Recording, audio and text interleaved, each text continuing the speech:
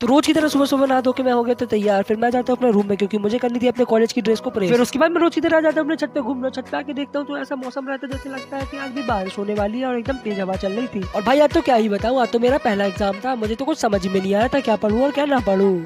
फिर उसके बाद मैं हो जाता हूँ अपने कॉलेज जाने के लिए रेडी। रात तो बस वाले ने मुझे कोहलपुर में ही उतार दी, जिसके कारण मुझे अब दमोलाका तक पैदल ही चल के जाना पड़ेगा क्योंकि आगे लगा हुआ था बहुत ही ज्यादा और जाम तो इतना ज्यादा लगा हुआ था कि मुझे आगे जाने की जगह तक नहीं दिख रही थी। फिर मैं यहाँ से किनारे से निकल के आगे जाता हूँ और फिर मैं यहाँ पे खड़े होकर अपने दोस्त गौरव का वेट कर रहा था, मगर वो तो अभी तक आया ही नहीं था। फिर मुझे रास्ते में हमारे कॉलेज का एक भाई मिल जाता है, तो फिर मैं उससे लिफ्ट लेके निकल जाता हूँ कॉलेज के लिए क्योंकि मैं एग्जाम के लिए हो रहा था बहुत ही ज्यादा लेट। और फिर मैं जैसे ही पार्किंग में पहुंच के देखता हूँ तो मेरा दोस्त अभिजीत आज भी साइकिल से आया था और एग्जाम को स्टार्ट हुए 10 मिनट हो चुके थे और अभी तक हम लोग यहीं पे थे। तो मैं जल्दी से निकल जाता हूँ क्लास के लिए। फिर पेपर खत्म होने के बाद मुझे मिल जाती है राहत की सांस क्योंकि मेरा पेपर ठीक ठाक ही गया। और फिर पेपर खत्म होने के बाद हम लोग निकल जाते हैं पार्किंग के लिए। और आज तो हमारे गौरव भाई का एक्सीडेंट ही हो गया क्योंकि सामने से एक आती हुई गाड़ी ने गौरव भाई को भेड़ दिया, जिससे कारण गौरव की गाड़ी डैमेज हो गई।